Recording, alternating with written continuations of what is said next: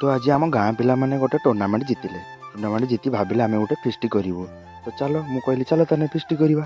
तो ए फिस्ट करने सब पिला माने आयोजन कले और आयोजन कर चांदा उठे किसी देले। तो आम टुबुल मु भारी पड़िलु जिनस किणाकुणी करने। तो जिनस किणाकुणी करने आम रास्तार गलु चिकेन आने। चिकेन आनी बाटर आसला बेले ये पड़िया केते पिला खेलुले देखी आम खेलने इच्छा है। जेहेतु हम फिस्ट कर खेल पड़िया को आस देखला जहाँ हो बहुत बढ़िया लाइट फाइट सजे देखी पिला माने आमर आईपीएल देखा व्यस्त। तो चलतु एवं आम जा केमी रसुण पिज छड़ाऊँ पिला देखु रसुण पिज आलू छड़े देखु कि पिला आईपीएल खेल देखी चलाऊँ। तो जेहेतु आज आईपीएल फाइनल मैच थी तो ये देखु तपु आमर जुहार हो निआटी लगे। तो निआ लगेला बेले देखो सी कि डरुची। तो निआटी लगे सारा निआ लगे सारी आम ए पिज फ्राए कलु। तो पिज टी आम फ्राए कलु पिज टी ब्राउन कलर जस्ट होगला। तो ये पिज ब्राउन कलर होगला पर आम मसला पकई आम मसलाटा को कषिलु।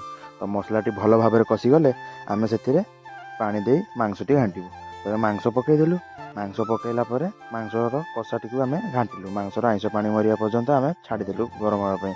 तो ये पिला बसले देखो छुआ मान कि खुशी आज पिला कि आज खेली ट्रफी जीति आमर फिस्ट कि आनंद हो पिला जन देखता आम आईपीएल खेल देखी खाऊ बहुत बड़ा आईपीएल प्रेमी सी जा हो।